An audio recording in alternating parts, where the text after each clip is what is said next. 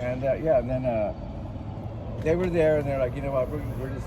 They didn't want to come back to Fresno. We were like saying, come back in and do a little party or whatever. Like, no, they had a show the next day in Berkeley or something like that. So they said, we're just somebody. I gave them directions how to get back down 41 and Avenue 12 to the 99. So they flew off. Do you have any good recollections of your Dead Kennedy show at Wilson Theater? They got called off early because somebody set off a fire extinguisher. Jello took off, pissed off. The other three, Peligro, Claus Fluoride, and East Bay Ray, that was one of the. We ended up at the Capital Punishment's practice spot, and the three Dead Kennedys just jammed. And at the time, that was like when the whole the rap funk Beastie Boy type thing was just taking off. So they were sitting back there grooving and stuff. And Todd Sharp, I believe, rest in peace, Todd Sharp from. Harsh Reality lead singer, he got up and did some rapping and stuff because they were messing around with that stuff. I think Mike Branham, Capital Punishment's drummer, got up there because they were all messing. At that time, him, I think, and Cruikshank, and somebody else were doing a Vincent Van. They had a little thing called Vincent Van Gogh. I think they were doing a little Beastie rap type stuff, but everybody got in there and started trying to throw raps, and Pelego's back there beating on the drums, and the other guys, doing their little thing. But we had just fun. A couple of hours out there just partying. I remember my little brother getting up there, and he was the one at the time who was really into he was a b-boy. He was like into break dancing and skateboarding and stuff. But he got up there and just had a flow going, and the Dead Kennedy guys were almost like, "Don't stop!" Like, "Don't." We had this going, but it was just a fun night. Yeah, big jam session. Yeah, that was after the Wilson Theater Dead Kennedy show. Yeah. And I don't know how they got over there, but just we ended up over there partying, and like I said, the Dead Kennedys minus Jello Biafra over there. So why didn't you? I'm assuming the reason you didn't do Dead Kennedys here is because they would have drawn too many people. At the time, I thought they would draw more people, so that was the whole reason. Right? A little bit more money to rent that hall, but I mean, it turned out fine. What about the Dead Kennedy show at the Belmont Ballroom? That was Art as a Hammer production. Okay, sorry.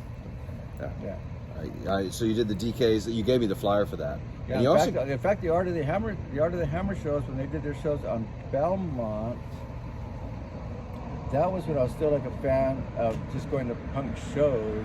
I hadn't even thought about producing and promoting any punk shows. And I don't know if you guys know this. Jocelyn and I go back to high school days, and Richard Wyland from Subtractions. See, we all knew each other in high school. I was in Selma High, they're in Kingsburg, and we all went to the same parties. They listened to New Wave and David Bowie and all that stuff. So we kind of knew each other there. So I think it was at the Social Unrest UK show, UK Subs or something like that, at the Belmont Ballroom. Carol and I ditched work at Del Monte to go see. I think it was a Dead Kennedy show, UK Subs. But anyway, I was talking to Richard, Subtractions, talking to Jocelyn, bassist, Capital Punishment, and then she introduced me to Dale, her boyfriend Dale, and that's how I met Dale at that show. And then and then after that we talked, and that's when later on when I got the idea of doing the keg show, the keg party I wanted to hire Capital Punishment for. That's where that came from. Like, I already knew Dale. I got to meet Dale, so cool. I was a little fanboy of Capital Punishment at that time, because that version to me of Capital Punishment was fucking rock solid. That was it. Your relationship with Ian Mackay? I really didn't meet him all that much. No. They played a house party for you. They played played a show for us, and then they stayed at our friend's house overnight. But they were straight edge at the time, and we partied. They were on one side of the house, and we were on the other side. Your relationship with Black Flag? Black Flag, again, good things. I'm not a fan of the latest lead singer. But no, they're a good band. Can't say nothing bad about them. Founding fathers. So when you booked them in Selma, was it in Selma or here?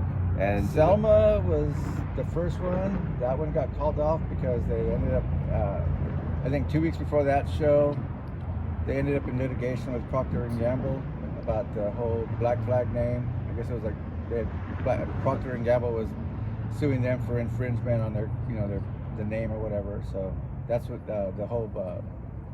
That was the first show in '83 at the Park Theater. Ended up becoming a social unrest show. But yeah, and then yeah. Was then, Dez Book in the band? Hmm? Dez, was it? Can you tell us about Dez? Dez wasn't in the band at that time. That was just when Henry Rollins started in that band. That was at that time. Shortly after was that Everything Went Black, double album, Black Flag, and that's, I think Henry was in it. I never got to see Black Flag with Dez or any other what's his any of the other singers. Chuck Bukowski. Yeah. Okay, what about Bukowski? Bukowski. Chuck, he was always. I really didn't meet him personally. I just talked to him a lot on the phone, booking shows. But he was always just very helpful, and then, always willing to work with us. And knowing we were a small market, he wouldn't really demand that we fulfill riders or any of that type of stuff. It was just, I told him, like, hey, the best I could do is $300 a